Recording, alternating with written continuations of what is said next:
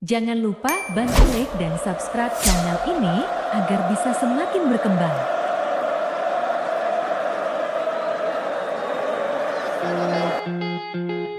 Delapan belas Scudetto AC Milan.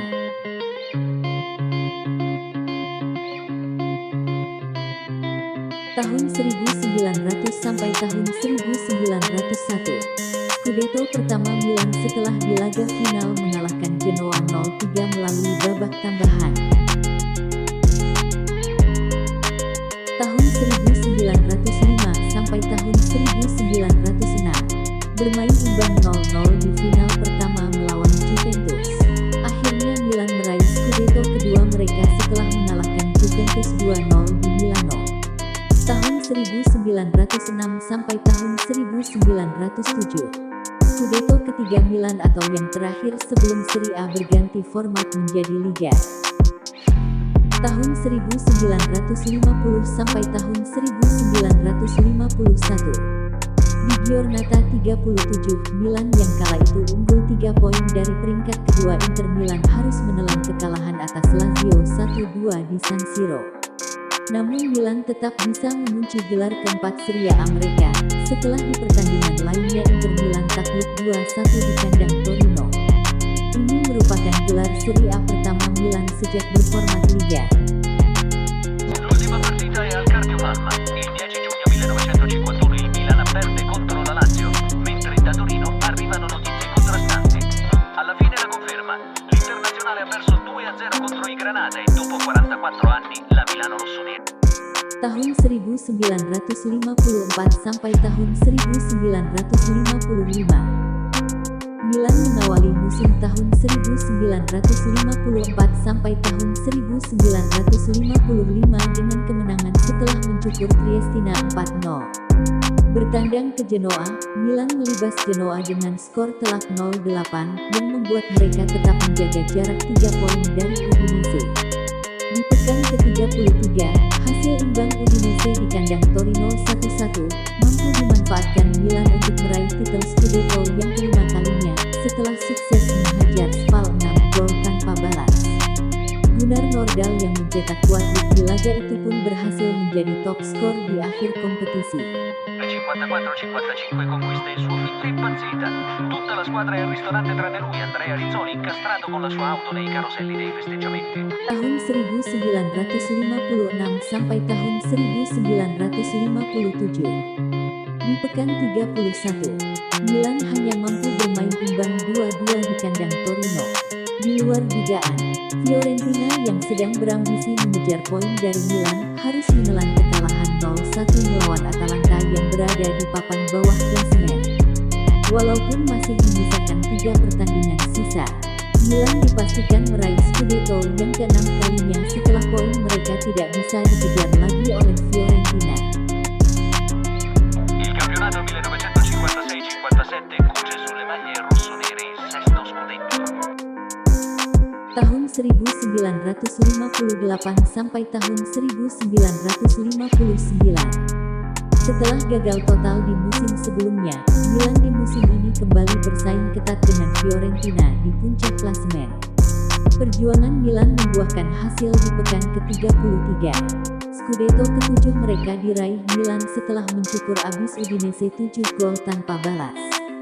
I rossoneri che hanno cambiato nome preferendo il più semplice Milan Football Club tornano sul gradino più alto del campionato. Una vittoria che tuttavia sul finale si tinge di giallo. Tahun 1961 sampai tahun 1962. Musim yang hampir mirip dengan tahun 1958 sampai tahun 1959, di mana klub asal kota Florence, Fiorentina bersaing ketat dengan Milan untuk meraih Scudetto. Namun harapan Fiorentina harus sirna di pekan 33. Mereka menyerah di kandang Lecco 3-2. Sementara Milan di tempat lain berhasil menang atas Torino 4-2. Dengan selisih jarak 5 poin dan hanya menyisakan 1 pertandingan sisa, Milan pun resmi mendapatkan Scudetto ke-8 mereka. Jose Altafini juga dinobatkan sebagai top skor bersama pemain Fiorentina Aurelio Milani dengan 22 gol. 107. Il campionato diventato a 6 squadre, vedi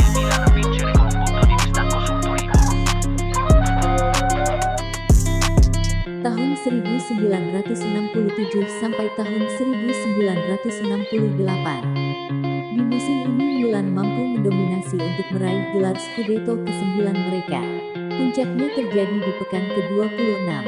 Para pesaing terdekat Milan gagal memaksimalkan poin.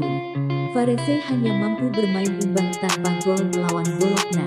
Torino dipecundangi Inter 2-3. Serta Napoli yang harus mengakui keunggulan Juventus 1-2 di kandang sendiri. Sedangkan Milan menang tipis atas Brescia melalui gol tunggal Gianni Rivera. Hasil ini membuat poin Milan tidak lagi bisa dikejar walaupun masih menyisakan 4 pertandingan sisa. Pierino Prati pun melengkapi pencapaian Milan dengan meraih top skor di musim ini. Fine della stagione il Milan si laurea campione d'Italia con 9 punti di vantaggio sul Napoli, secondo classificato. È il nono scudetto rosso-nero. Tahun 1978 sampai tahun 1979. 11 tahun setelah Scudetto terakhir Milan pada tahun 1967 sampai tahun 1968. Akhirnya pada pekan ke-29, Milan yang kala itu sedang memimpin klasemen unggul 4 poin dari Perugia yang berada di posisi kedua. Hanya butuh 1 poin bagi Milan saat menjamu Bologna untuk mengunci gelar Scudetto ke-10 mereka. Pertandingan pun akhirnya berakhir imbang tanpa gol. Hasil ini membuat Milan resmi mendapatkan tambahan 1 bintang di logo klub mereka. La partita finalmente può essere disputata. Al Milan è sufficiente un pareggio e infatti il match finisce 0-0. Con 6 anni di ritardo, il popolo rossonero può festeggiare la conquista del 10° scudetto. Tahun 1987 sampai tahun 1988. Setelah mengalami periode terburuk di awal 1980 karena kasus Totonero yang mengharuskan Milan terdegradasi ke Serie B. Presiden klub saat itu, Silvio Berlusconi, dan sang pelatih Arrigo Sacchi mulai bergerak cepat meramu skuad rossoneri dengan mendatangkan Ruud Gullit dan Marco van Basten di awal musim. Hasilnya pun mulai terlihat di pekan ke-28. Milan yang tertinggal 1 poin dari pemuncak klasemen sebelum pertandingan dimulai berhasil menang 2-3 di kandang Napoli yang saat itu diperkuat Diego Maradona. Hasil itu pun membuat Milan menggusur Napoli dari puncak klasemen. Menyisakan 2 pertandingan, Milan hanya mampu bermain imbang 0-0 melawan Juventus dan 1-1 melawan Como. Namun nasib Napoli lebih buruk dari Milan setelah mereka takluk 3-2 di kandang Fiorentina dan 1-2 melawan Sampdoria. Milan akhirnya berhak atas gelar Scudetto ke-11 mereka. Dopo l'ultima partita in 80.000 si riversano a San Siro per festeggiare i nuovi idoli.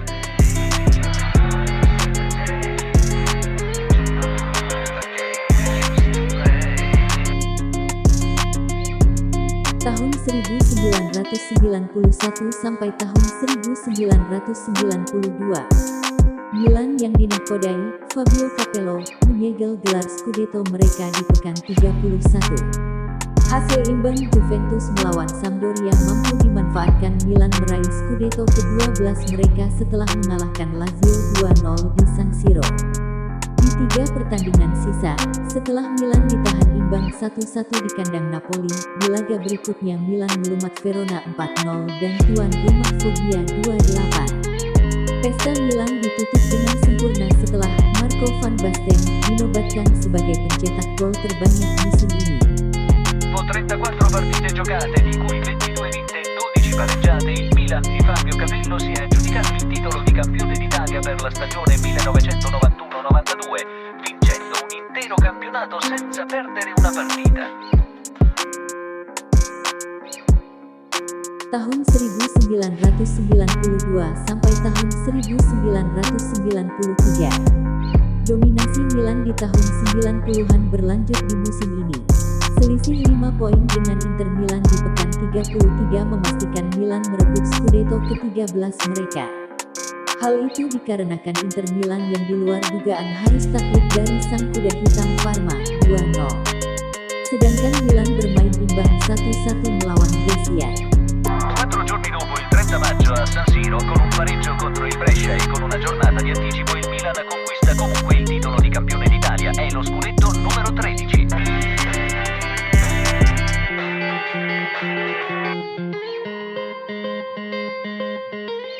Tahun 1993 sampai tahun 1994. Tahun ini adalah 3 musim berturut-turut Milan meraih gelar Scudetto. Hasil imbang 2-2 melawan Udinese di pekan 32 sudah cukup mengantarkan Milan meraih gelar Scudetto ke-14 mereka. Walaupun di tempat lain Juventus mampu menang besar 6-1 atas Lazio. Tetapi, dengan selisih 5 poin dari Milan membuat Juventus tidak mampu lagi mengejar Milan di puncak klasemen. In campionato intanto continua la marcia travolgente del Milan. I rossoneri continuano a segnare e a non perdere. La squadra sembra imbattibile. Il campionato senza sconfitte prosegue fino alla 24esima giornata. Tahun 1995 sampai tahun 1996. Setelah di musim 94-95 hanya berada di peringkat 4 klasemen akhir. Di musim ini Milan kembali menunjukkan performanya. Hasil imbang Juventus di kandang Roma 2-2 di pekan 32 mampu dimaksimalkan Milan dengan mengalahkan Fiorentina 3-1 di San Siro. Hasil ini membuat poin Milan menjadi 70, sedangkan Juventus 61. Dengan perbedaan 9 poin dan hanya menyisakan 2 pertandingan, Milan yang diperkuat oleh George Weah, Roberto Baggio, dan Dejan Savicevic berhak atas gelar Scudetto ke-15 mereka. La sconfitta non ha però ripercussioni sul cammino rossonero in campionato. Con 2 giornate di anticipo il Milan si laurea campione d'Italia con 8 punti di distanza sulla Juventus, seconda classificata. È il 15° scudetto.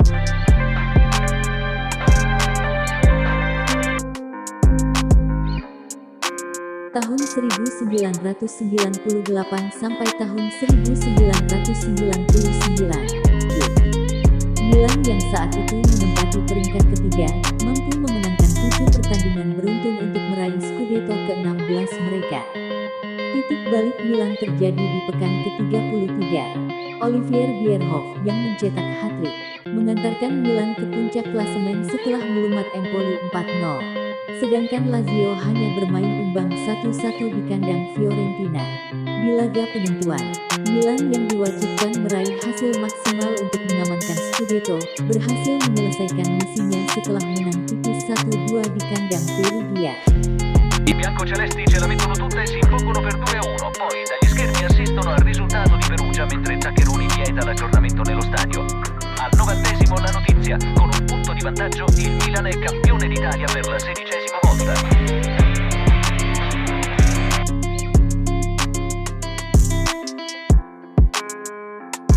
Tahun 2003 sampai tahun 2004. Ketika Serie A menyisakan 3 pertandingan, tepatnya di pekan ke-32, Milan yang saat itu berada di puncak klasemen, harus melakoni laga hidup mati melawan Roma yang berada di peringkat kedua klasemen. Pertandingan akhirnya dimenangkan Milan melalui gol tunggal Andriy Shevchenko di awal pertandingan.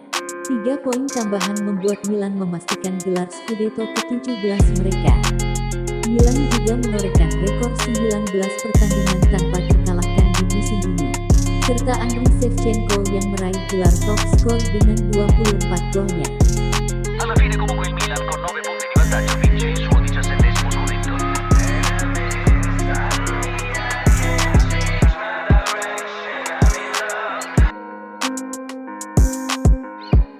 Tahun 2010 sampai tahun 2011. Musim ini Milan mengejutkan prediksi banyak pihak. Milan yang tidak diunggulkan di awal musim mampu tampil konsisten dengan memuncaki klasemen dari pekan ke-11 sampai pekan terakhir Serie A. Kemenangan Inter Milan atas Fiorentina 3-1 di pekan 36 seolah menjadi tidak berarti. Pasalnya hasil imbang tanpa gol Milan di kandang Roma hanya memangkas selisih poin Milan dan Inter Milan menjadi 6 poin. Dengan menyisakan 2 pertandingan dan menang head-to-head atas Inter Milan, anak asuh Massimiliano Allegri itu pun resmi meraih gelar Scudetto ke-18 mereka sekaligus menjadi gelar Scudetto yang terakhir kali bagi Milan. Milan un regista davanti alla difesa. difesa, chiudere la difesa e spostare poi la regia più di lato. È anche il primo scudetto, l'avete visto, di Barbara Berlusconi da quando è entrata nel Milan. Ibrahimovic, dominatore fino a gennaio assoluto di questa stagione.